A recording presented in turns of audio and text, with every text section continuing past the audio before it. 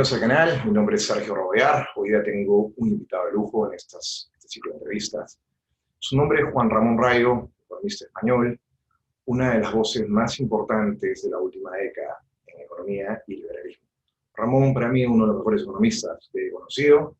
Con ustedes los dejo. Gracias por estar acá, Juan Ramón. Gracias por la invitación, Sergio. Bueno, no me considero ni mucho menos el mejor economista, pero bueno, intento al menos afrontar el análisis de los temas económicos con la máxima honestidad de la que soy capaz y también profundizando todo lo que puedo en los diversos temas de los que trato y muy especialmente, porque esa es mi vocación más específica, pues todo lo relativo a la teoría monetaria, teoría bancaria, teoría del ciclo. Pero bueno, como al final uno tiene convicciones liberales, pues no queda otra que tratar de analizar el conjunto de la problemática social desde estos prismas y ver en qué medida el liberalismo puede ser una respuesta a muchos de los problemas que hoy tenemos, ¿no? Y bueno, pues a eso me dedico, a tratar de analizar la problemática social que nos rodea desde el prisma liberal, por si el liberalismo es de utilidad para resolver esas dificultades, y en general creo que sí.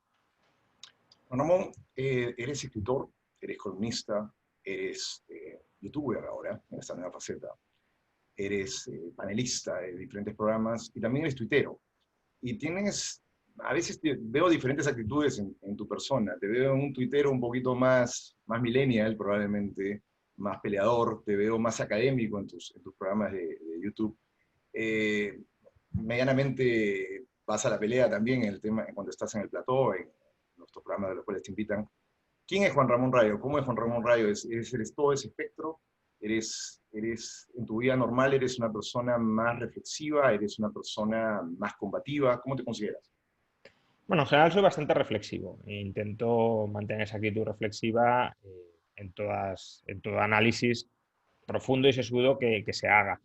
Por eso en aquellos espacios que bueno, inviten más a una reflexión amplia, pues se puede ser mucho más matizado y mucho más, como decía, reflexivo que en otros formatos que bueno, invitan más a quizá la confrontación o al menos a la contraposición de ideas, ¿no? Porque quizá la confrontación sea un término muy duro que no convenga emplear para el 90-95% de los casos. Hay casos donde sí hay una confrontación que es muy evidente, sobre todo si la otra persona viene de mala fe y no viene a debatir ideas, sino viene a intentar atacar a la persona o intenta atacar las ideas atacando a la persona, que creo que es lo peor que se puede hacer, y no está de más destapar a, a estos sofistas o a estos charlatanes, por decirlo de alguna manera, que no vienen a debatir el fondo, sino a aparentar que están debatiendo para, bueno, sin entrar en las ideas, desacreditar esas ideas.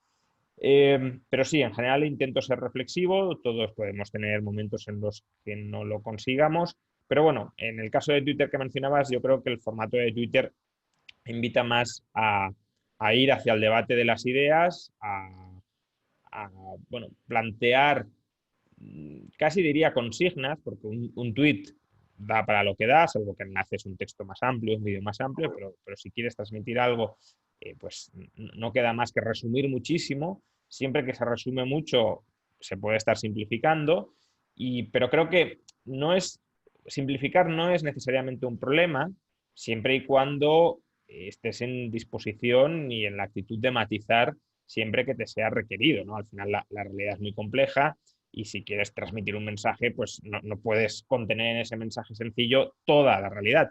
Pero eso no quita para que cuando te pidan más detalle, pues puedas matizar. Y si no matizas, si no estás dispuesto a matizar, si no estás dispuesto a decir, bueno, sí, el mensaje general es ese, la idea general es esa, pero luego puede haber excepciones, en algunos casos a lo mejor no se puede aplicar, o a lo mejor, aunque la intensidad del mensaje es esa, hay que rebajarla un pelín en alguna esfera, pues si no estás dispuesto a matizar, simplemente te estás convirtiendo en un propagandista. Y eso es, bueno, un riesgo, creo, en el que todo el mundo puede caer, pero que es muy deseable tratar de evitar. Entiendo. Ahora, te quiero hacer una pregunta de fondo. ¿Por qué crees que desde Smith, desde los clásicos, hace 300 años aproximadamente, que nace el liberalismo, posteriormente se abren diferentes escuelas, hoy día tenemos estos pequeños espacios, no somos la corriente mayoritaria de pensamiento en las naciones, en los estados. ¿Por qué ideas fracasadas o ideas con un origen errado, ¿no? Es decir, la teoría de valor de trabajo de Marx Ujú. o el keynesianismo, se siguen imponiendo a pesar de que también han fracasado en la práctica y el liberalismo no llega a ser tan atractivo, o sí lo es, pero en un cierto aspecto, no masivo? Bueno, yo creo que hay varios motivos, ¿no? Un motivo es que eh, estas ideas en algunos contextos pueden parecer funcionales, estoy pensando sobre todo al keynesianismo, cuando tenemos una crisis deflacionaria, una crisis de contracción del crédito, parece que el keynesianismo funciona o incluso puede funcionar en el muy corto plazo, claro. Luego ya cuando lo pones más en relación con el medio y largo plazo, la cosa ya cambia, pero bueno, la idea esta de Keynes de que a largo plazo todos muertos indica bastante cuál es la ponderación de las relativa de la importancia de los plazos, ¿no? Ese es un motivo, que en algunos contextos pueden funcionar, sobre todo algunas de ellas, y por tanto, claro, de pensar que por funcionar en algunos contextos funcionan en todos o que el análisis que se haga en ese contexto determinado es generalizable a cualquier contexto es un error. Luego, otro motivo por el cual estas ideas triunfan es porque su programa ideológico, digámoslo así, es instrumental a otros objetivos mayores. En el Okay. caso del marxismo, por ejemplo, si uno cree, por conveniencia personal, porque lo han manipulado, por lo que sea, que los trabajadores tienen que expropiar, tienen que apropiarse de las inversiones que hayan hecho los ahorradores, pues claro, ¿cómo puedes justificar que esto es así? ¿Cómo puedes justificar que tienes un derecho a robar a otras personas? Pues bueno, necesitas una teoría que en cierto modo respalde el presupuesto de que te están robando a ti y que por Okay. tanto no eres tú el que está robando, sino que tú te defiendes del robo de otros. Entonces, lo mismo con el keynesianismo. Si tú crees en la necesidad, crees emocionalmente, ¿no? Uh-huh. Ya sabemos la tesis de Haidt de que en muchos casos primero son las emociones y luego racionalizamos A las veces nos emociones. Es demoramos decir, mucho en personalizar.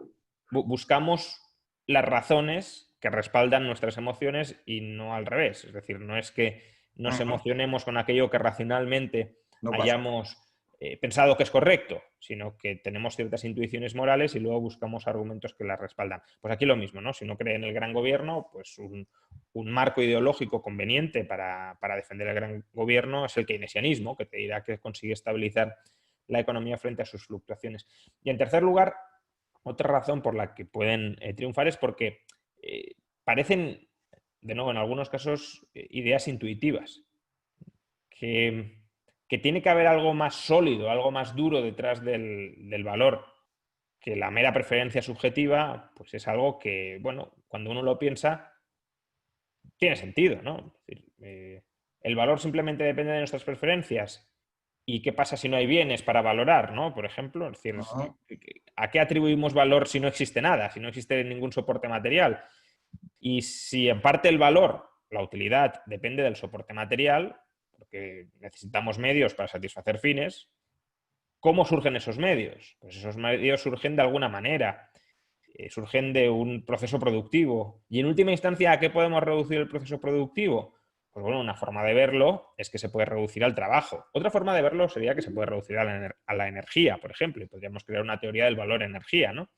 Okay. Eh, pero bueno, se puede caer en esa simplificación y terminar pensando que al final lo sustantivo no son las preferencias individuales, sino que es la capacidad de producción de la economía y más en particular de prestación de trabajo. Lo mismo con el keynesianismo, ¿no? El keynesianismo, si se está hundiendo la economía porque el gasto agregado se ha contraído, pues ¿qué vamos a hacer? Aumentar el gasto agregado, ¿no? Es decir, que no tiene mucho más esa intuición que esto que estoy describiendo, pero es una intuición que en contextos determinados puede ser atractiva. Ahora, ¿tú crees que las personas que propugnan estas ideas, el 100% están convencidas de las ideas o siempre hay un interés detrás en muchas de ellas que ven que las estrategias no funcionan y realmente los benefician a ellos o benefician a otro grupo de interés? Bueno, esa es la tesis marxista, ¿no? Es decir, que uno cree en aquello que le beneficia, uno cree en aquello que le interesa, que al final nuestra conciencia es producto de las relaciones materiales en las que estamos insertos y por tanto si estamos insertos en un conjunto de relaciones materiales que nos benefician, intentaremos divulgar una determinada ideología o unas determinadas ideas que contribuyen a reforzar esas relaciones materiales que nos benefician. La conciencia de clase al final sería eso, ¿no? Somos un marxista diría, pues los capitalistas somos una clase explotadora e intentamos justificar la explotación. Los proletarios somos una clase explotada y por tanto nos rebelamos contra la explotación, salvo que nos manipulen, salvo que nos anestesien ideológicamente para entender los motivos de nuestros captores. Evidentemente creo que en general en las ideologías, en toda ideología, también en el liberalismo, quizá los intereses pueden jugar un papel. Puede haber gente que defienda un modelo del mundo porque cree que le beneficia, ¿no? Esto es también lo que Rawls quería evitar. Rawls no es un pensador liberal desde mi punto de vista, pero tiene intuiciones que sí, bueno, intuiciones, teorías, ¿no? Que sí son pertinentes al menos entender y comprender qué función cumplen. Y cuando él hablaba de que teníamos que razonar moralmente detrás de un velo de la ignorancia, era por esto, para que no dejáramos que nuestros sesgos e intereses personales interfirieran en el razonamiento puro de la moralidad. Pero los sesgos siempre intervienen. O sea, es imposible sacar tu sesgo emocional de cualquier cosa. Sí, no, claro que es imposible, pero aún así hay que hacer un esfuerzo para no dejar que nuestros sesgos contaminen nuestros razonamientos o que nuestros intereses contaminen nuestros razonamientos. Entonces, es decir, que uno puede o uno debe en ocasiones defender principios que le perjudican. Ok. Y si uno obra moralmente bien, defenderá esos principios aunque le perjudiquen. No defenderá únicamente aquellos principios que le beneficien, salvo que el razonamiento moral lleve a que casualmente todos los principios moralmente correctos le benefician, ¿no? Pero bueno, un empresario liberal, por ejemplo, tiene que defender que hay que eliminar los aranceles o que hay que eliminar las restricciones a la competencia, aunque los aranceles y las restricciones a la competencia le beneficien. Un empresario liberal debería oponerse a las subvenciones, aunque él reciba subvenciones. Debería decir, bueno, aunque yo las esté recibiendo ahora, quiero que las quiten todas, incluyendo la mía. No debería racionalizar aquello que le beneficia. Entonces, sí creo que hay gente que puede estar escogiendo consciente o inconscientemente determinadas ideologías porque creen que les beneficia. Muchos partidarios de la redistribución de la renta, por ejemplo, abogan por la redistribución de la renta porque creen que ellos son beneficiarios netos, no porque ellos creen que son contribuyentes netos. Si modificáramos los términos de esa redistribución y dijéramos, bueno, en el conjunto del planeta los más necesitados no son ni las clases medias ni las clases bajas de España, sino que son las clases medias, bajas y quizá altas de los países del tercer mundo. Por tanto, todo lo que se recauda actualmente en España no lo vamos a destinar a atender la sanidad, la educación o las pensiones de los españoles, sino que les vamos a transferir ese dinero a quien realmente lo necesita más, que son los pobres del tercer mundo. Pues segurísimo que muchos españoles que hoy están a favor de la redistribución de la renta, bajo el argumento de que hay que ayudar a los más necesitados, a partir de ese momento adoptarían actitudes abiertamente xenófobas y dirían no hay que redistribuir la renta hacia los extranjeros, aunque sean los que más lo necesiten, porque aquí también hay otras necesidades que están siendo insatisfechas y los españoles van primero que los extranjeros, ¿no? Claro. Entonces, claramente sí que hay una masa de la población que defiende consciente o inconscientemente lo que piensa porque le interesa. Pero no diría que esto es general. Okay. Al final, hay personas que también defienden lo que creen porque confían en esos ideales y porque consideran que esos ideales son los mejores posibles. Y esto creo que es especialmente cierto entre los intelectuales. Los intelectuales, yo sí que presupongo, en términos generales, que defienden lo que defienden porque creen en ello. Puede haber Te intelectuales. cito a dos contertulios cercanos a ti. ¿Tú crees que Monedero, por ejemplo, o Errejón crean en lo que dicen?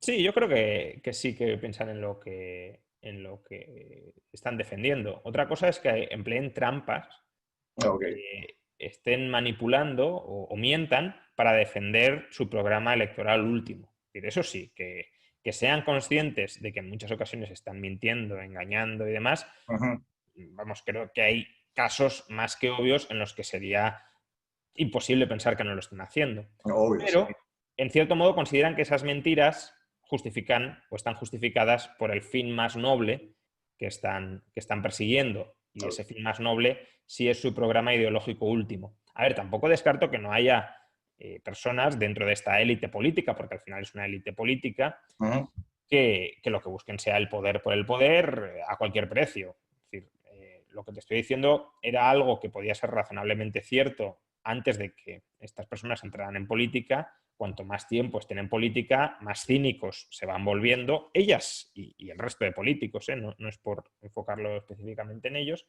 y por tanto más pesa cada vez más la querencia por el poder, por tocar poder, por manejar poder, que el uso concreto que vayas a hacer de ese poder. Como Casi cualquier cosa te vale. Como alguna vez lo definiste, como el anillo de Mordor, ¿no? Sí, claro, efectivamente es el anillo único que corrompe a todo aquel que lo tiene o que aspira a tenerlo. Y cuanto más tiempo estás ambicionándolo, pues más te corrompes y más, ya digo, más cínico te vuelves. Porque si tú te obsesionas con el poder y ves que una determinada ruta no te sirve para alcanzar el poder, pues buscas otras. Esto también pasa entre los liberales, ¿eh? Los liberales, hay liberales que empiezan diciendo, bueno, para implantar un programa liberal necesitamos poder. En parte es cierto. Otra cosa es que entendamos en cada caso por poder, ¿no? Si llegar al poder estatal sin soporte popular no serviría de nada, por ejemplo. Pero bueno, dicen, necesitamos poder. Por tanto, vamos a ver cómo conseguimos ese poder. Y entonces se dan cuenta de que defender los principios en una sociedad que aborrece esos principios, a corto plazo no te acerca al poder. Quizá en el muy largo plazo sí, pero en el corto plazo no. Entonces, ahí tienes dos alternativas. O decir, bueno, me da igual porque mi objetivo no es tener el poder ya, sino en algún momento poder aplicar un programa reformista y para eso tengo que ir persuadiendo a la población. O puedes decir, bueno, pues si defender mis ideas y mis principios, que creo que son correctos, no me acerca al poder porque a la gente no le gusta, voy a adaptar mi mensaje al que quiere escuchar la gente para que pueda caer más gracioso a la gente y que la gente me termine encaramando al poder. Entonces, cuanto más te obsesionas por el poder, por el poder, por el poder, ya digo, más amoral te vas volviendo, más psicopático y bueno, estás dispuesto al final a hacer casi cualquier cosa, por supuesto traicionando tus principios. ¿Y has sido tentado tú para participar en algún partido político?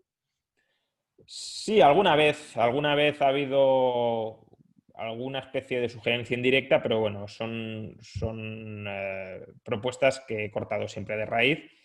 Y de hecho, creo que es bueno que lo explicite siempre que puedo, que no se va a dar el caso, porque así también nos ahorramos siquiera que esas propuestas lleguen en algún momento, ¿no? Claro. No es algo que me apetezca que me propongan nada y porque no lo voy a aceptar. Y pues parte de tus principios, parte de tu principio liberal. no, a ver, no tener las ideas y no estar dentro de ello. No creo que, a ver, no quiero criticar a los liberales que se metan en política siempre y cuando no traicionen sus principios. Obviamente a un liberal que se meta en política traicionando sus principios lo critico porque me parece un hipócrita, sea liberal o no sea liberal, pero me duele más siendo liberal, ¿no? Y cuando digo traicionar sus principios, tampoco me estoy refiriendo a que uno sea más pragmático o más idealista. Puede haber liberales que se metan en política para conseguir reformas pequeñas, que saben que son las únicas que pueden salir a corto plazo, y me parece bien, siempre y cuando, insisto, no cambien su discurso y sus ideas últimas, sino que digan, bueno, pues el panorama es el que es. Dentro de ese panorama vamos a intentar alcanzar lo más cerca del liberalismo que se pueda. ¿Que es poco a corto plazo? Pues poco, pero bueno. Pero yo sigo pensando en esto y en esto. No digo que dejo de creer en esto para engañar a la gente y conseguir reformas pragmáticas. Y luego puede haber otros que sean ideales, que entren en política pues a ser Don Quijotes, ¿no? Pues a pelear contra molinos porque no van a conseguir mucho más. Entonces, yo no critico a los liberales que se metan en política, creo que es un posible rol que se puede desempeñar. A mí la política no me gusta, personalmente. Creo que es una actividad totalmente aborrecible. Entiendo que haya otra gente a la que le guste, insisto, no lo critico, pero para mí me parece, me parece aborrecible. No quiero dedicar mi vida, ni siquiera un año o 2 años de mi vida, a estar 100%, porque al final si te metes en política estás al 100%, al servicio de la política, que es al servicio de un determinado partido, al servicio de una determinada estructura burocrática, al Pero, servicio de pero unos quizá determinados equilibrios si te nefastos. pidieran ayudar en organizar un plan económico para un gobierno específico, A ¿cómo ver, consultarías? sí, a ver, asesorar, yo siempre estoy dispuesto a dar consejos a quien me Ok, los pida. También si me los pidieran los de Podemos, yo encantado, ¿no? No es algo que... lo que pasa no lo van que... a hacer.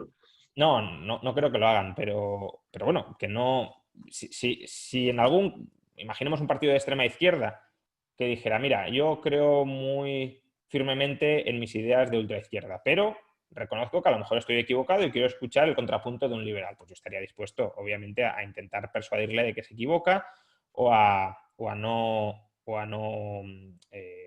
tratar de alejarle de su radicalismo, ¿no? Esto es, de hecho, lo que hizo Mises con Otto Bauer. Eh, Mises siempre cuenta, quizá exagerando, que si Austria no entró en el bloque socialista fue porque él persuadió a Otto Bauer de que ¿No? el leninismo era un error y que no había que aplicarlo, que el socialismo era imposible por cálculo económico y que, por tanto, quizás socialdemocracia sí, pero comunismo puro y duro no, ¿no? Bueno, probablemente exagere y se cuelgue más medallas de las que toquen, pero en cualquier caso sí hay algo de verdad en eso. Pero hoy día Entonces, acusan a Friedman y a Hayek de haber estado en la dictadura chilena, es que, a ver, una cosa es que tú asesores y otra es que convalides el régimen.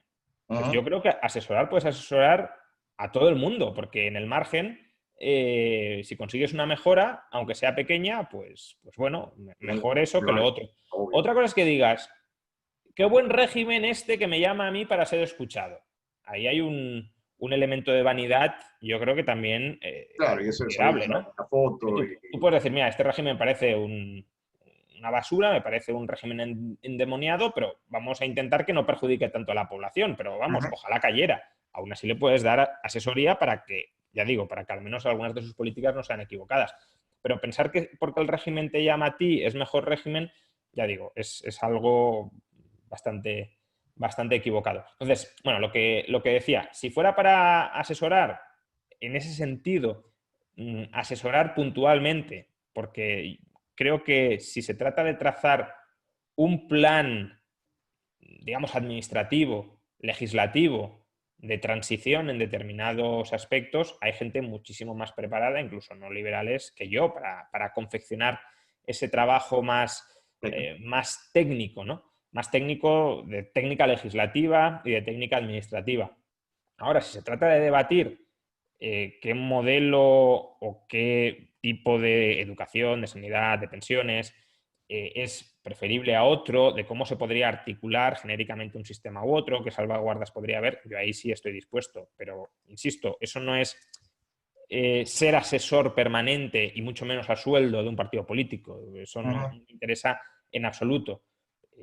A lo que estaría dispuesto es a charlas pues, puntuales, casi informales, con aquel político que honestamente quiera esa información. Porque claro, si es para hacer el paripé y para decir, mira, si soy liberal, que me he reunido con este o con el otro, eso tampoco. Jamás. Para hacerse la foto que tampoco cuente conmigo. Entiendo. Ahora quería lanzarte con otra pregunta. ¿Qué modelo de república o Estado crees que es el más cercano a que capture las ideas liberales? O sea, hablamos de un modelo centralista, un modelo centralista. Creo que entiendes por dónde va la pregunta. Bueno, quiero decir, los estados se pueden organizar de muchas formas y habría que ir pues, forma por forma o punto por punto analizándolo, ¿no? En cuanto a la organización territorial, creo que claramente el modelo territorial que más se acerca al liberalismo, por muchas razones, es el modelo descentralizado. Y cuanto más descentralizado, mejor. Pensemos que al final una anarquía de mercado, que sería el horizonte más deseable, si fuera posible, y yo ahí tengo dudas de que sea posible, pero si fuera posible, sería desde luego el horizonte más deseable. Una anarquía de mercado es una descentralización total. Descentralización que permite procesos de reasociación voluntaria entre las partes, pero en todo caso los sujetos de soberanía son los individuos y, por tanto, el centro de soberanía es cada individuo. Mayor descentralización que esa no puede haber. Entonces, aunque ese horizonte, esa utopía, si lo queremos, no sea alcanzable, a lo mejor sí, pero vamos, ya digo que creo que es una cuestión pues que merece debate y que no está ni mucho menos clara. Sí que sabemos que hay modelos estatales muy descentralizados que, por tanto, se acercan algo más a esto. O Y sea, que sí, Suiza, el tema cantonal Suiza, por ejemplo, claro. y el tema en las autonomías en España no funciona ni parecido al tema cantonal. A ver, es que claro, un cantón es una cosita muy pequeña. Ok, Eh, una autonomía, hay autonomías en España que son más grandes que bastantes estados europeos. ok. Entonces, claro, la unidad territorial de referencia en la que estamos pensando creo que no es la más acertada. Ya, Aún irías así, más por un ayuntamiento, probablemente. Sería claro, ayuntamientos, por ejemplo, y en algunos casos ni siquiera. El Ayuntamiento de Madrid es un ayuntamiento monstruoso y tendríamos que... Es decir, hay barrios de Madrid, bueno, casi todos los barrios de Madrid, de hecho, no Ujú. hay, sino que casi todos los barrios de Madrid están más poblados que el 95-97% de capitales de provincia en España. Entonces, Ok. claro, el Ayuntamiento de Madrid ya podría ser en sí mismo un estado prácticamente. Y subdividirse. Y Entiendo. claro, entonces, si queremos una descentralización, habría que descentralizar mucho más hacia los distritos o hacia los propios barrios y no hacia el ayuntamiento. Pero sí, creo que el ayuntamiento, el municipio, como unidad de vida política, ¿no? Al final la polis es eso, Ujú. es la unidad política más claramente cercana al individuo, en la que además se puede conseguir una mayor homogeneidad de preferencias en el proceso político, porque, bueno, si no hay que tomar una decisión que afecte a 47 millones de españoles, cada uno de su padre y de su madre, y por tanto será una decisión que tendrá partidarios y detractores en todas partes, sino que hay que tomar una decisión que afecte a 5.000 personas, pues bueno, es más fácil lograr que esas 5.000 personas lleguen a un punto que más o menos es común a todas ellas, a que lleguen 47 millones. Es que ahí, por definición, vas a tener miles y miles de personas que van a estar muy insatisfechas con la decisión que se tome. Y eso además también permite la competencia entre modelos, Ujú. permite que se diferencien las decisiones políticas que se toman en un lado o en otro, que se contrasten, que se vea cuál funciona mejor, cuál funciona peor. También permite, llegado el caso, la secesión, la separación, permite la negociación entre unidades políticas distintas, ¿no? Si una ciudad quiere una cosa, otra ciudad quiere otra, pueden negociar ambas y llegar a un acuerdo en lugar de que se imponga desde arriba. Bueno, creo que todos esos principios de negociación, comercio, contrato, separación, ajuste de los pactos a las necesidades de las personas, todos esos principios son principios que conectan mucho más con el liberalismo que la hipercentralización. De hecho, muchos críticos de las autonomías en España y partidarios de la centralización, pienso en gente que está en la órbita de Vox, por Ujú. ejemplo, Sí, los he escuchado. son muy contrarios, y ahí creo que con razón, a la idea del gobierno mundial. Pero fijémonos que el gobierno mundial es simplemente la centralización máxima. Entonces, ¿cómo puedes oponerte al gobierno mundial? Yo me opongo, claro, por Ujú. ser muy centralizado y luego decir que España necesita centralización, que es que casualmente el nivel administrativo óptimo es el que coincide con No el en España. Estado-nación que a ti te gusta, hombre. Probablemente sea que o sea, que tú quieres darle la soberanía a una entidad llamada España y por tanto cuando nos alejamos de esa entidad centralizando por arriba, te vuelves descentralización, que la soberanía está en los estados-nación. Y cuando decimos, no, pues vamos a seguir descentralizando hacia las autonomías, los ayuntamientos, las provincias. No, no, no, no, eso es demasiada descentralización. Y en todo caso, creo que hay dos modelos extremos en Europa. Uno es Francia y el otro es Suiza. Y yo tengo muy claro a Ujú. quién me quiero parecer, y no es a Francia. Súper claro, súper claro. ¿Y sientes que la Unión Europea y tratados similares, como, bueno, no llegan a lo mismo, como el Mercosur o la OTAN, que está enfocada en otro tipo de cosas, van a tender a desaparecer o van a tender a proliferar en un futuro? Por desgracia, no creo que tiendan a desaparecer, salvo que venga un cataclismo social importante. Entonces, sí, siempre que hay rupturas muy fuertes de la convivencia y de la confianza, se tiende a procesos disgregadores, porque ya te tiendes a juntar con tu entorno más cercano y todo aquel del que desconfías, pues tiendes a repelerlo. Eh, creo que esos procesos de ruptura de la confianza y de la concordia, la convivencia social, tampoco son deseables. Es decir, yo soy muy opuesto a la Unión Europea, pero espero que si cae, no caiga porque haya una especie de guerra civil europea, ¿no? Eso sería un Correcto. desastre. Pero creo que no. Creo que, por desgracia, estas unidades supranacionales no van a tender a desaparecer, sino a ganar cada vez más poder. Y a ver, lo he mencionado antes, la descentralización te permite que si para algún asunto quieres negociar o te quieres juntar con otros, lo puedas hacer para ese asunto Ujú. determinado. En el caso de la Unión Europea, creo que es razonable que los Estados miembros negocien determinados problemas que son comunes a todos ellos y que necesitan de esa negociación. Por ejemplo, vamos a reducir entre todos los aranceles. Pues bueno, es lógico llegar a un acuerdo, tratado de libre comercio, para que todos bajen sus aranceles eh, y que no haya comportamientos oportunistas al respecto. Imaginemos que hay un problema de seguridad. No digo que sea el caso, ¿no? Pero imagina una banda terrorista o una banda de criminales que opere no solo en un Estado europeo, sino en varios Estados europeos a la vez. Pues también tendría sentido que se creara algún tipo de coordinación policial europea. ¿Para qué? Para perseguir a esos criminales estén donde estén. Si hay problemas medioambientales que afecten al conjunto de Europa y que no sean específicamente nacionales, pues de nuevo también tendría sentido que ahí se aunarán esfuerzos para contrarrestarlos. Entonces, creo que sí que puede haber acuerdos supranacionales para, Pero son acuerdos específicos para diferentes puntos. exacto, para enfrentarse a problemas supranacionales específicos. Aquí el problema que estamos teniendo es que con la excusa de que hay cuestiones supranacionales, estamos creando una entidad supranacional con vocación de regularlo todo, con vocación de sustituir a los estados actuales. Una entidad supranacional que sea la auténtica soberana por encima de aquellos que le han cedido parcialmente soberanía. Y eso creo que es lo tan enormemente problemático y contra lo que hay que luchar, no contra que haya ciertos acuerdos eh, entre municipios, entre provincias, entre estados-nación, sino crear entidades soberanas cada vez más centralizadas. Pero no sientes que esta estructura soberana llamada Unión Europea ha de alguna manera limitado estos gastos públicos excesivos, creación de moneda, inflación, sobre todo en los países mediterráneos, ¿no? Que han sido un poquito más laxos en el tema de Bueno, a política. ver, en cuanto a la moneda, creo que es otro tipo de acuerdo al que se podría alcanzar entre unidades soberanas y no tienen por qué ser estados, podrían ser municipios.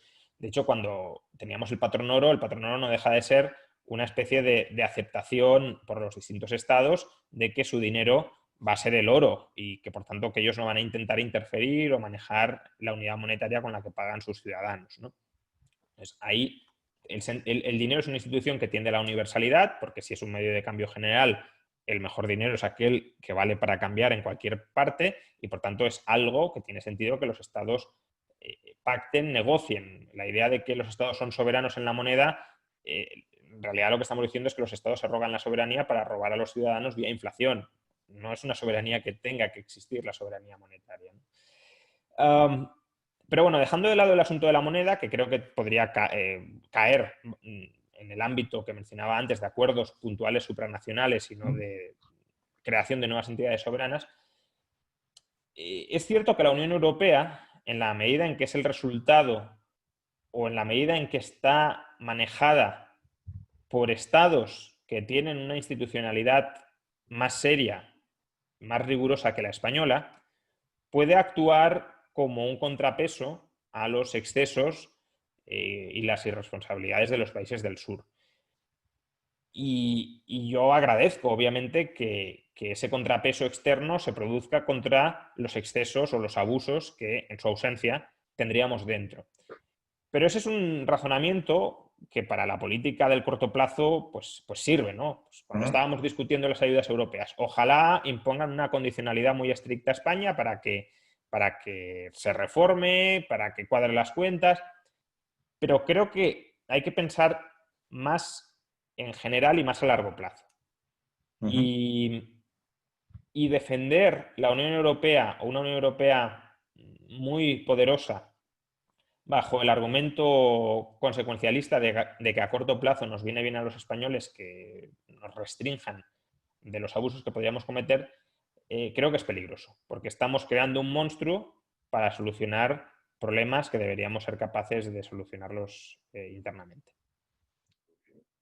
Quiero pasar por un tema más de liberalismo y cómo lo entendemos. No se te ocurre a ti, pero me ocurre a mí porque no estoy rodeado de gente economista o filósofos o gente que maneje los términos.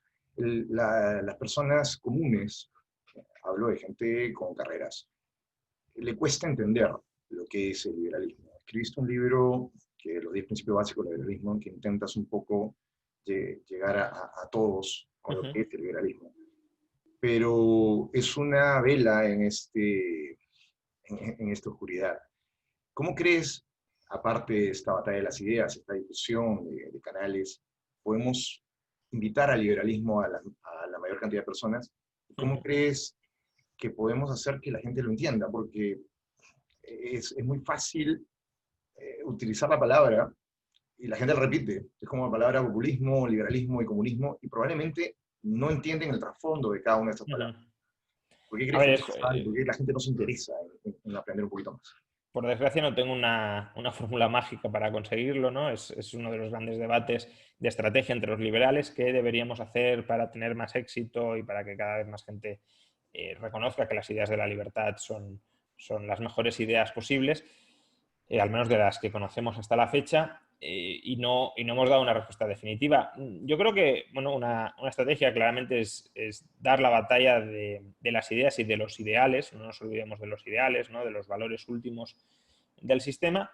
Lo que pasa que, claro, esa es una batalla muy abstracta y puede ser válida para determinados grupos de la población, quizá con una... No diría intelectuales puros, pero sí con una inclinación más intelectual, más precisamente a trabajar o a pensar sobre las ideas, ¿no? Y a plantearse si está pensando correctamente, si está siendo incoherente. Otra vía para lograr esto es tratar de tener un comportamiento ejemplar. Ejemplar en tus posicionamientos públicos. Por desgracia, las ideologías suelen ir en packs que no muchas veces son coherentes. Es decir, nos encontramos muchas veces a la izquierda o a la derecha que dice defender la libertad de expresión, pero en muchas ocasiones también quiere censurar a los que la están criticando, ¿no? Es decir, nos parece muy mal que se censure a una persona por hacer o por insultar a una mujer, por ejemplo, pero nos puede parecer muy bien que se censure a una persona por insultar a la Virgen, lo cual es del todo incoherente, ¿no? Total. O, a la vez, puede haber gente que defienda siempre la libertad de expresión, pero luego esté a favor de que nos hableen muchísimo de impuestos. Pues creo que hay que tener un comportamiento ejemplar a la hora de posicionarse públicamente en cada uno de estos aspectos. ¿En qué sentido? Pues siempre defender aquella postura que esté más cerca de la libertad. Para ilustrar que el liberalismo es un sistema coherente y que unas libertades en última instancia se respetan porque se van a respetar otras. Que si empezamos diciendo, no, esta libertad la respetamos, pero esta otra no. Bueno, eso lo dirás tú, porque a lo mejor a ti te conviene de nuevo que se respete esta libertad y no la otra. Pero a otro le puede convenir la contraria. De la misma manera que uno puede decir, no, la libertad de expresión sí, pero luego machaquemos a impuestos a todo el mundo. ¿Por qué? Pues porque a mí me gusta la libertad de expresión o porque me quiero expresar y en cambio quiero que se redistribuya la renta, incluso que se redistribuya la renta en mi favor.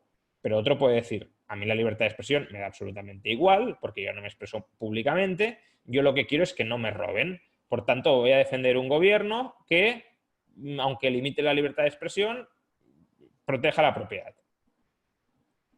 Bueno, ¿por qué tu punto de vista sobre que hay que defender estas libertades es más valioso que el punto de vista del otro sobre que hay que defender otras libertades? Bueno, en realidad hay que defenderlas todas.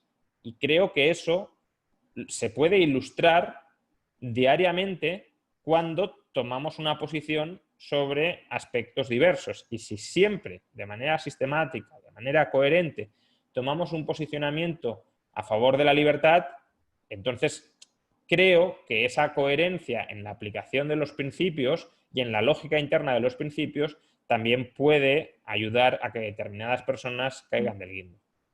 Ahora, pero bueno, totalmente de acuerdo, pero siento que hay una confusión. La gente confunde mucho al decir que alguien es de derecha, eh, las ideologías de derecha, que podría ser alguien keynesianista, podría ser un liberal, podría ser un nacionalista.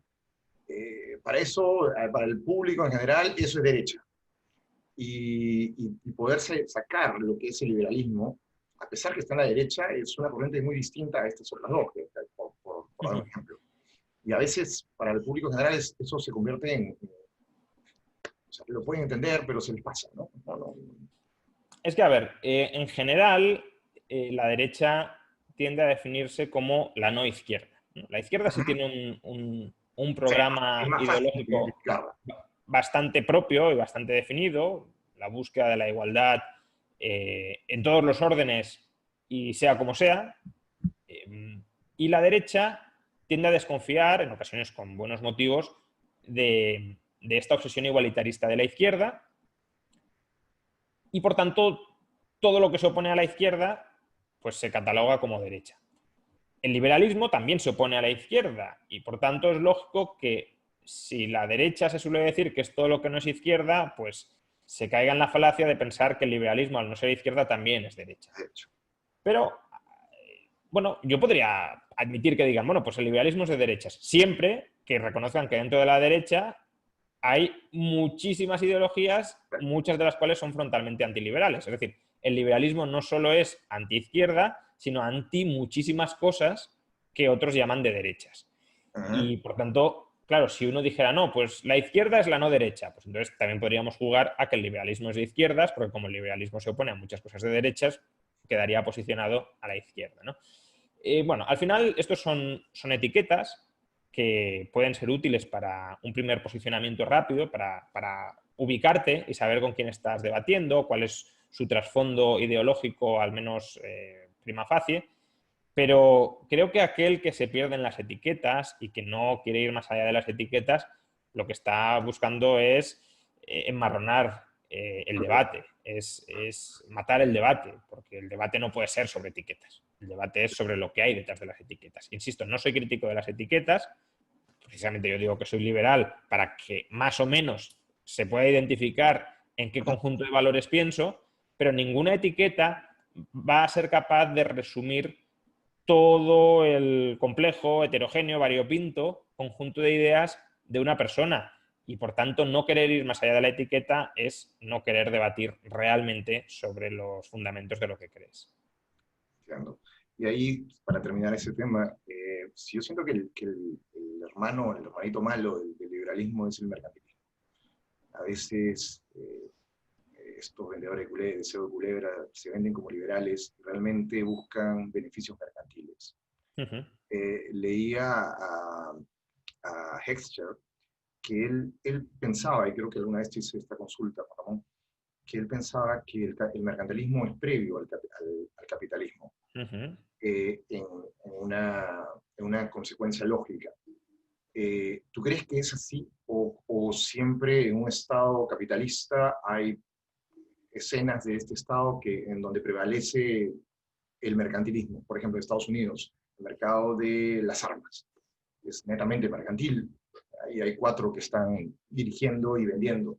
Pero para otro tipo de mercado, por ejemplo, comida, puede ser mucho más capitalista. Yo creo que ese es como se le dice acá, la serpiente en el gras del capitalismo, al tratar de este mercantilismo hacerse pasar por un capitalismo de mercado, y no lo es. ¿Qué opinas tú de eso? A ver, depende cómo definamos capitalismo, ¿no? Si definimos capitalismo como propiedad privada de los medios de producción, solo como eso, pues entonces, bueno, el mercantilismo podría ser un tipo de capitalismo, porque evidentemente el mercantilismo no se basa en la propiedad pública de los medios de producción. Ujú. Se basa en que los medios de producción son de propiedad privada y el Estado otorga privilegios a algunos empresarios para que bueno, pues obtengan beneficios a costa del resto de la población, pero dentro de ese esquema de propiedad privada de los medios de producción. Si uno define capitalismo como economía libre de mercado, entonces, claro, el mercantilismo no sería, no Ujú. sería capitalista, ¿no? Entonces, bueno, es una cuestión de definiciones. Lo que sí está claro es que el liberalismo económico, que creo que es bastante más, Preciso. menos ambiguo el término Ajá. que capitalismo, y a mí el término capitalismo me gusta mucho porque creo que indica partes del proceso económico que son fundamentales y que es crucial identificar, pero el término liberalismo económico creo que es menos ambiguo que el término capitalismo. Y el liberalismo económico nace contra el mercantilismo. No es que el liberalismo económico sea distinto del mercantilismo o que en teoría puedan estar enfrentados. No, es que históricamente el liberalismo económico es una reacción al mercantilismo. Los pensadores que dieron origen al liberalismo económico, Adam Smith de manera muy, muy destacada, Ujú. articulan su obra como una refutación del sistema mercantil. Es decir, Adam Smith en La riqueza de las naciones está intentando desmontar el sistema mercantil. También Jean-Baptiste Say, también David Hume, también, en cierta medida, Richard Cantillon, todos estos autores cuyas ideas, Richard Cantillon, por ejemplo, es la persona que acuña el término empresario, ¿no? Estos autores que, bueno, sus ideas más o menos podemos englobar en lo que podría ser liberalismo económico, globalización, eliminación de aranceles, eliminación de privilegios regulatorios, desarrollan su obra porque había una ideología o un clima ideológico que había reinado en Europa durante 250 años, que era el sistema mercantil, que era el mercantilismo, y lo querían refutar, y lo querían desmontar, y lo querían desarmar. Es decir, el liberalismo económico no nace, por ejemplo, contra el socialismo. Otra cosa es que luego también se enfrenta al socialismo, Exactamente. pero que nace para oponerse al mercantilismo. Entonces, que se intente mezclar hoy en día el liberalismo económico con el mercantilismo creo que es especialmente tramposo. Entiendo. Bueno, es el marxismo que toma ideas del liberalismo clásico, ¿no? Vale decir, de la idea de Ricardo, ¿no? Del La teoría del valor, sí, trabajo. sí. Sí, bueno, lo que pasa es que esa no es una idea propiamente liberal.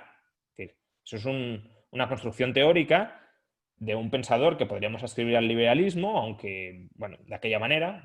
Yo es que no soy nada ricardiano, pero bueno, sí soy bastante smithiano, pero ricardiano no lo soy en absoluto.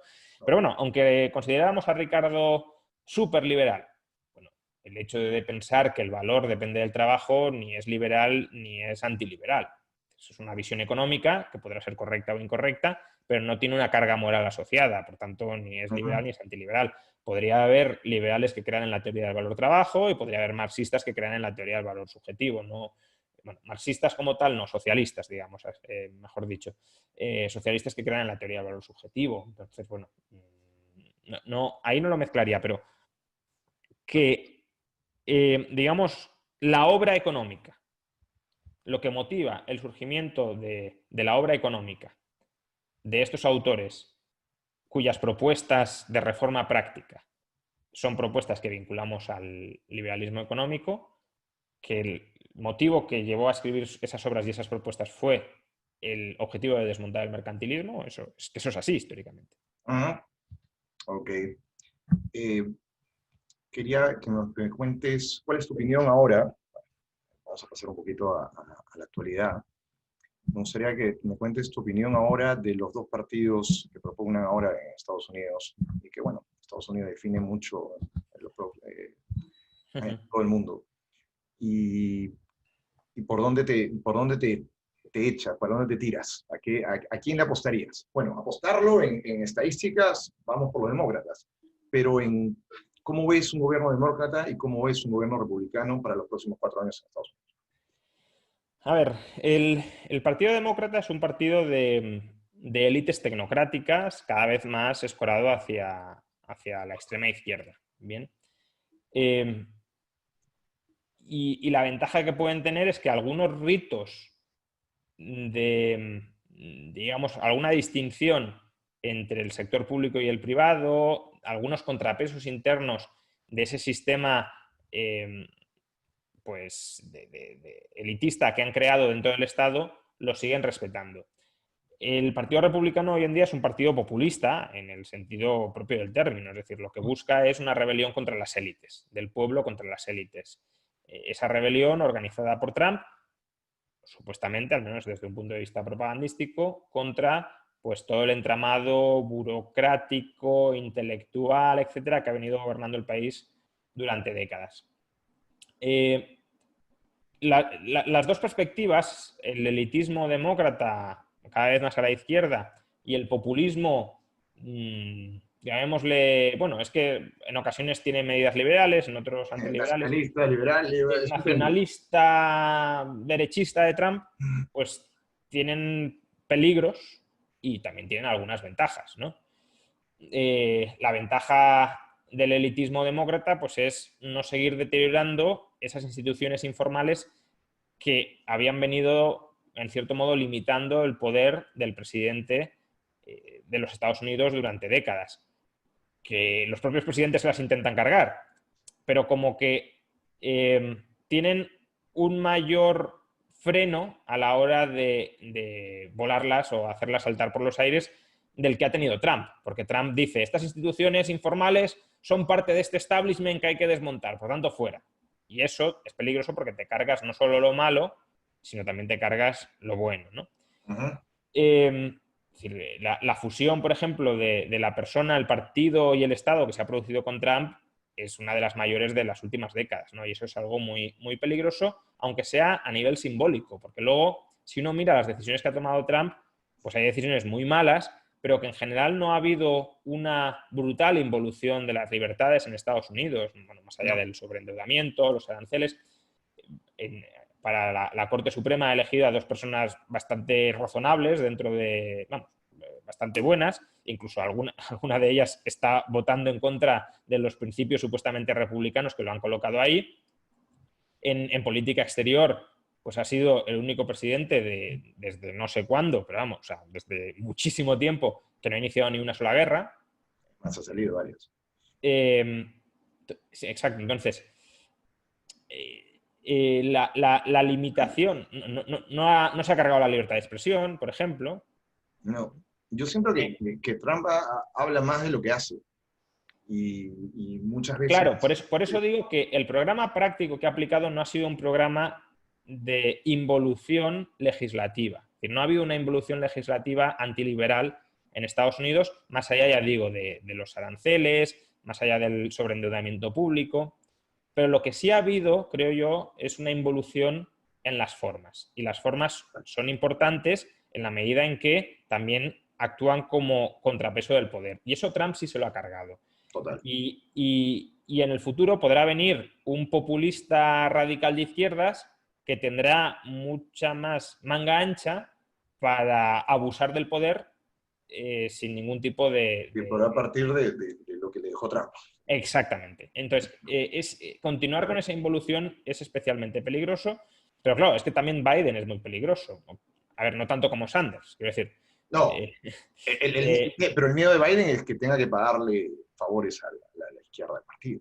Sí, exactamente, pero bueno, que aún así es menos peligroso que si fuera la propia izquierda radical, ¿no? Definitivamente. Pero bueno, es peligroso y por tanto los dos tienen puntos a favor o no muy en contra y puntos tremendamente en contra. Es complicado. En la mayoría de las elecciones te toca elegir entre dos males y personalmente no me gusta elegir entre males porque parece que estás convalidando el mal y el mal no hay que convalidarlo nunca.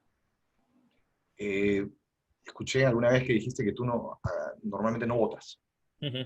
¿No has votado nunca? No voto, primero porque es una pérdida de tiempo realmente, es decir, un voto entre 20 millones, 40 millones no sirve absolutamente para nada. ¿Y de alcalde tampoco?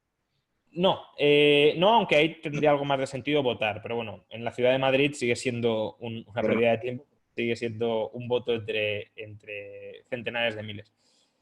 Luego también porque simbólicamente decir que no votas creo que te permite hacer o sea, como que llama la atención, ¿no? ¿Cómo puede ser que tú no votes si hemos quedado en que votar es lo que nos hace sujetos de derecho, ¿no? Prácticamente. Es decir, para mucha gente lo que realiza a la persona en la comunidad es votar. Entonces, decir que no votas, y obviamente no voy a decir que no voto votando, sería un ejercicio de hipocresía, también sirve para poder explicar tu posicionamiento. Mi posicionamiento no es que votar sea profundamente inmoral, hombre, según lo que votes sí, pero en general votar no es profundamente inmoral, aunque sí que señaliza una cierta voluntad de dominio sobre los demás, pero bueno, puedes votar para reducir ese dominio, ¿no?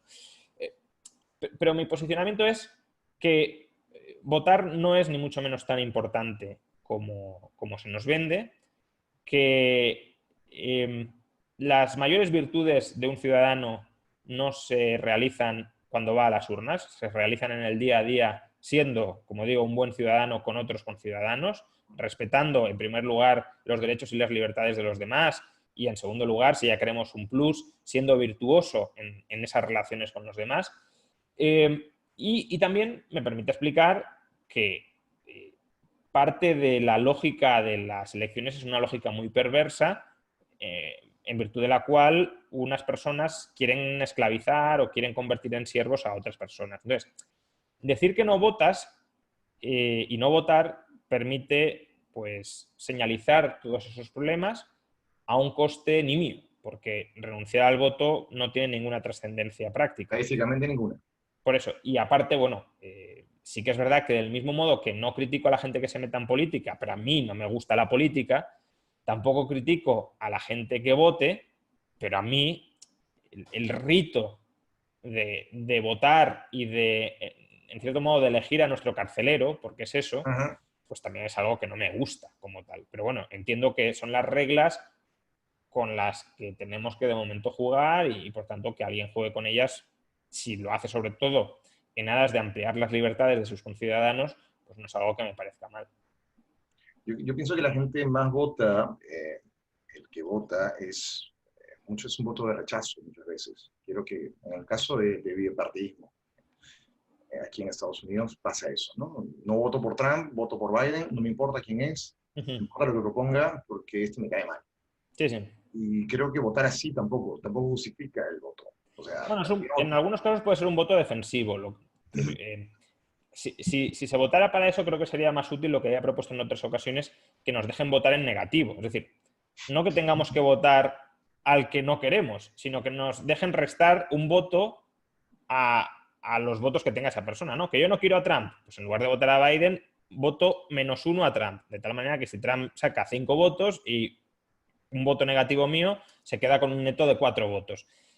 Bueno, eso sería más útil para ese objetivo que te obliguen a escoger entre dos males, porque entonces, claro, si tú odias a Trump y sale Sanders como otro candidato, ¿qué vas a hacer? ¿Votar a Sanders? Pues, hombre, es que entonces, claro, te puede salir prácticamente Joseph Stalin al otro lado y habría gente que lo seguiría votando.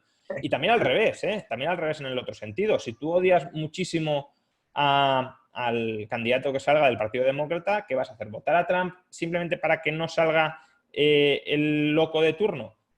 Pues es que entonces ya podría colocar el Partido Republicano al sádico más sádico posible, que lo terminarías votando para que no saliera el otro. Entonces, no creo que sea esa la forma de escoger a una persona que va a tener tantísimo poder sobre nuestras vidas. Creo que justamente lo que hay que hacer es que salga quien salga no tenga tanto poder sobre nuestras vidas, porque es que el procedimiento ya estamos viendo que es ruin.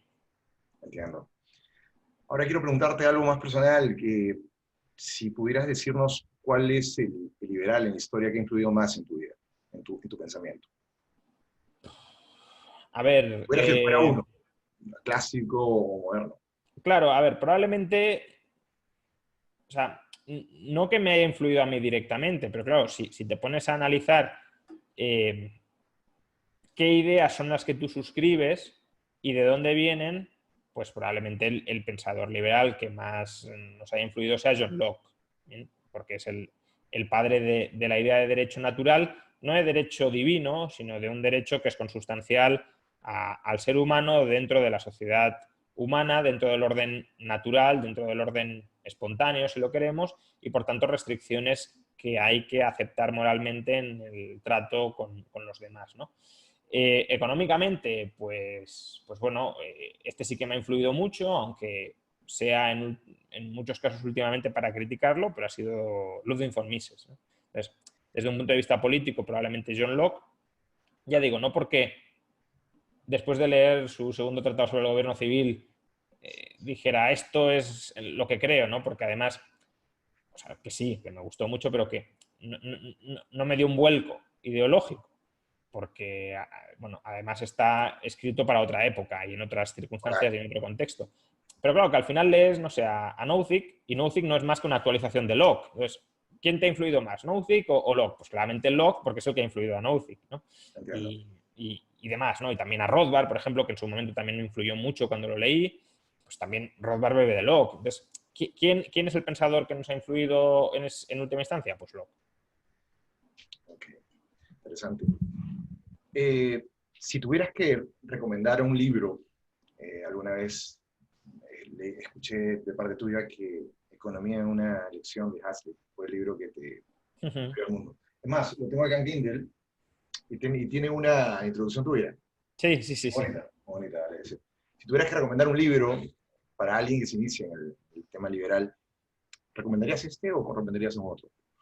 Bueno, depende. Ese es un libro eh, yo creo, para que te llame la economía, para que te guste la economía y para que veas la economía como una ciencia de cuestionamiento continuo de tus intuiciones, ¿no? Porque a mí lo que me llamó más la atención del libro de Hazlitt no fue tanto el contenido, que también, claro, sino el método, ¿no? El método era impugnar todo lo que una persona como yo, que en ese momento, pues, no sé, tendría 15 años, 16 años, no sabía prácticamente nada de economía, pero todas las intuiciones que sin saber economía tenía una persona como yo. Entonces vi que iba desmontando todas esas intuiciones y que además los errores eran el resultado de no tratar de ver más allá, sino de quedarme en la superficie de los problemas, que eso me llevó a pensar, ¿y en cuántas otras cuestiones pasa esto mismo? Y a partir de ahí pues ya empiezas obviamente a investigar. Pero bueno, no sé hasta qué punto es un libro para que la gente entienda las bondades del liberalismo, porque al final es un libro que desmonta o que al menos critica con bastante eficacia las ideas más simples del keynesianismo vulgar. Pero de ahí a que sea un libro que te ayude a entender las bondades de la economía de mercado, creo que no. Algunas sí, pero no la imagen completa, ni tampoco las bondades de un sistema político liberal. A ver, ¿cuál recomendaría? Pues bueno, puede ser un poco arrogante por mi parte, pero yo cuando escribo un libro, en parte lo escribo porque es el libro que me gustaría a mí leer, ¿no? Si a mí me hubiesen dicho, ¿qué libro te gustaría haber leído para introducirte al liberalismo? Pues habría dicho el libro que acabo de escribir, Liberalismo a los 10 principios del orden político liberal. Porque justamente cuando estuve escribiendo el libro ya lo escribía con esa óptica, desde esa perspectiva. Entonces, ¿qué libro recomendarías a alguien para iniciarse en el pensamiento liberal? Pues ese, insisto, no porque sea mío, sino porque me estás preguntando a mí, desde mi punto de vista, qué libro ayudaría a esto, y ya he escrito un libro justamente con ese objetivo, con el de que ayude a entender y comprender bien el liberalismo. ¿Cómo es ahora tengo una pregunta personal, ¿cómo es tu tiempo? ¿Cómo vives tu tiempo entre escribir libros que requieren una investigación, tuitear de vez en cuando, estar actualizado con la política actual, hacer este tipo de directos, hacer videos en tu propio canal, salir en un programa de televisión y escribir columnas? ¿Cómo es el día a día de Juan Ramón Rayo? Bueno, pues sí, estar bastante pendiente de la actualidad, en ocasiones demasiado, porque bueno, es todo bastante accesorio en realidad, ¿no? Muchas polémicas durísimas que puedes haber mantenido en un determinado momento, al mes están absolutamente caducadas y visto con perspectiva es una pérdida de tiempo. O sea, no necesariamente una pérdida de tiempo total, porque a lo mejor has conseguido que algunas ideas malas no se extiendan tanto como se habrían extendido, pero en general son ideas que caducan rápido y que no son permanentes. Escribir libros, aunque a lo mejor tenga mucho menos predicamento, porque es algo más minoritario, sí que creo que es algo bastante más útil y a lo que me gustaría dedicar más tiempo del que estoy dedicando últimamente. No tanto porque la escritura sea muy costosa, sino porque cuando escribo un libro, claro, escribo el libro, como dices, con un proceso de investigación y de lectura masiva detrás. Entonces, si no tengo tiempo suficiente para hacer bien esa investigación, pues freno o paralizo la escritura del libro. Entonces, bueno, sí, últimamente, pues sobre todo redes sociales, lanzamiento del canal de YouTube, Pero esta pandemia no te da columnas en más prensa. tiempo para estar en casa y poder No, dedicar. en casa estoy, lo que pasa es que estoy haciendo otras cosas, salvo cuando estoy dando clase y últimamente incluso dando clase porque son online debido a la situación sanitaria, Ujú. en casa estoy. El problema es que no estoy haciendo en casa lo que tendría que estar haciendo, que es escribiendo el siguiente libro, sea el que sea, ¿no? Ya he mencionado varias veces que estoy con uno contra el capital de Marx, que está muy avanzado, pero que no termino de sacar tiempo para rematarlo. Vamos, simplemente me falta partes del volumen tercero relativas a la formación de precios y rentas. La parte de precios ya está, pero la parte de rentas es en lo que me detuve. Y la parte de las crisis económicas en Marx, y eso es lo que me falta. Todo lo demás, teoría del valor, explotación, circulación del capital, todo eso ya está tratado y criticado, pero bueno, me falta el otro. Y luego hay otros libros que también tengo ahí empezados, porque además cuando llevo mucho tiempo escribiendo un libro me gusta parar Concentrarse. un tiempo y ponerme con otro para oxigenarme. Pero claro, pues como la pandemia también ha sido una vorágine que te ha forzado a dedicar, a prestar atención a otras cosas que no son las que en principio querrías prestar atención. Entiendo. Y bueno, y como última pregunta, ¿qué sientes que esta pandemia ha, ha puesto en evidencia a ciertos gobiernos, a ciertos estados? Algunos han funcionado bien y fuera de que si son liberales, si son Ujú. socialistas o comunistas, algunos han funcionado muy mal. Eh, ¿Qué podríamos rescatar desde un punto de vista liberal? Probablemente si hubiera si existiera un Estado, bueno, vale decir, sería irónico decirlo, si estuviera un grupo de gente anarquista, Ujú. anarcocapitalista, vale decir, ¿crees que hubiesen reaccionado mejor a la pandemia que un Estado organizado centralizado? Bueno, a ver, no creo que haya una regla universal. Seguro que habría habido comunidades anarquistas que habrían fracasado estrepitosamente y otras que habrían sido ejemplares en su funcionamiento, como los estados también, ¿no? Ha habido estados muy malos y ha habido estados que lo han gestionado razonablemente bien. Lo que sí es cierto es que sí creo que un sistema descentralizado habría tenido más incentivos para parar esto antes. ¿Por qué? Ajá. Pues porque es que si puedes rápida, o sea, ¿qué ha funcionado en esta pandemia para combatir la pandemia? Pues el distanciamiento social. ¿Por qué el distanciamiento social no ha sido mayor en los estados? Pues porque ha habido que garantizar la libre circulación dentro del ámbito de soberanía estatal hasta que los estados han dicho nos cargamos la libre circulación. Una sociedad mucho más descentralizada y con muchas más unidades soberanas distintas, ¿no? Imaginemos Ajá. pues, que España fueran 10.000 estados distintos, cada uno en sus ciudades, pues muy probablemente cada ciudad hubiese dicho aquí no entra nadie hasta que no certifiquemos que no tiene la enfermedad. Es decir, habría limitado mucho más desde el principio la circulación de personas y habría impuesto distanciamiento social y, por tanto, se habría luchado más contra la pandemia.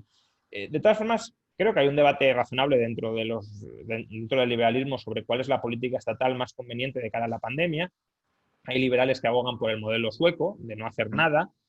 Otros, como yo, somos bastante críticos con ese modelo porque creo, sinceramente, que es una visión liberal que no está teniendo en cuenta las graves externalidades negativas que se están generando con la pandemia. Es decir que estamos respetando la libertad de una persona por el hecho de otorgarle el derecho a que contagie irresponsablemente, es decir, sin hacerse cargo del daño que está generando a terceros, creo que eso no entronca bien con el liberalismo, pero bueno, admito que es un debate que se puede tener. Ahora, sí creo que hay dos lecciones que adoptemos el debate, la postura que adoptemos en el anterior debate, sí que hay dos ideas que los liberales sí podemos abrazar de esta pandemia y que son relevantes. La primera es que hay estados que gestionan bien y hay estados que gestionan mal. O hay estados que gestionan muy mal y hay otros que gestionan menos mal.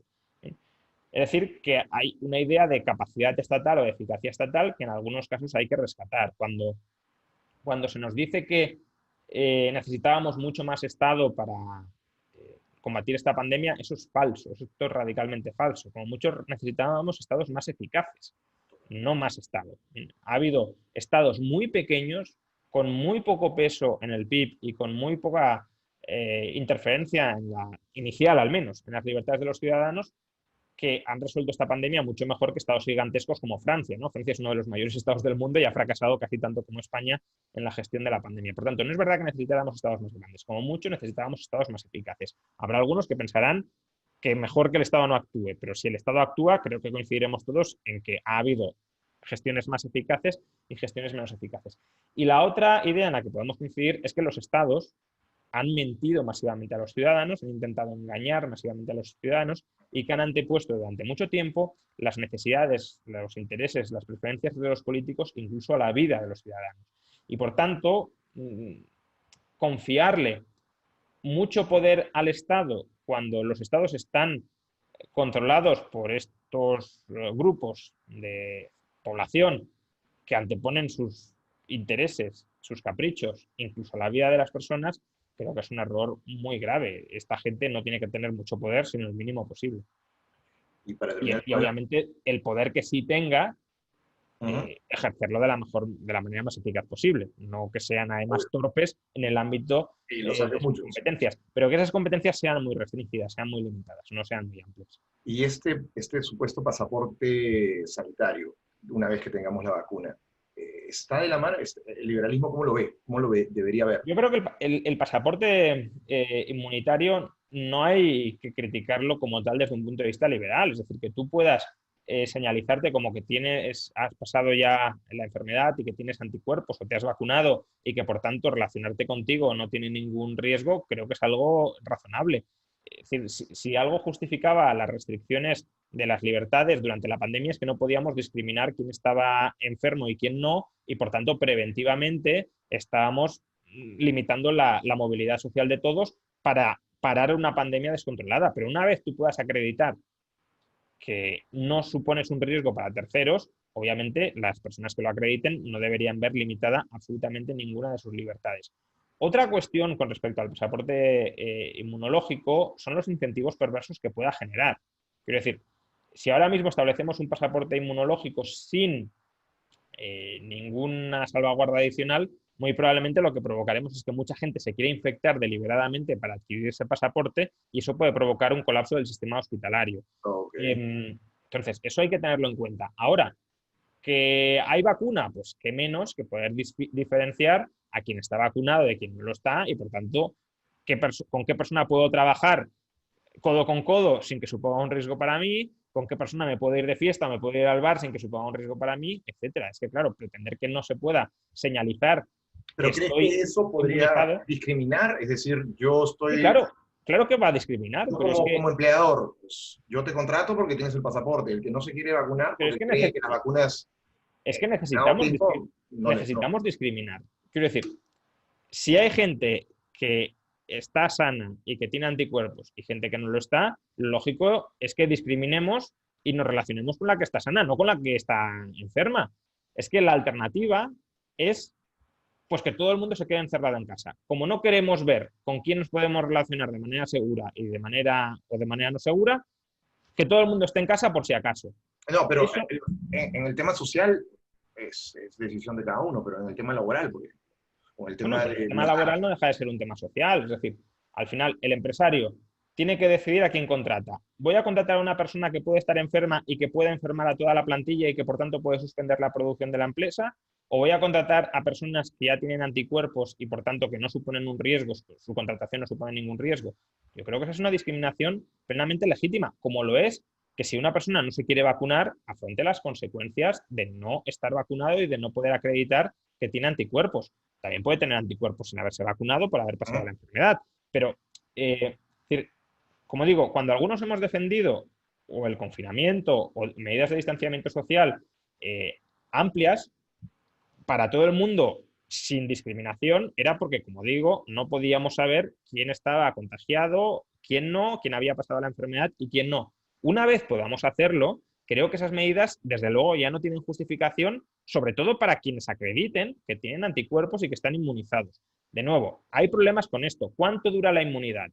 Claro, si yo tengo inmunidad o he adquirido inmunidad, pero a lo mejor la inmunidad dura 3 meses, pues tampoco es prudente decir, no, ya durante toda la vida me puedo relacionar con los demás sin riesgo.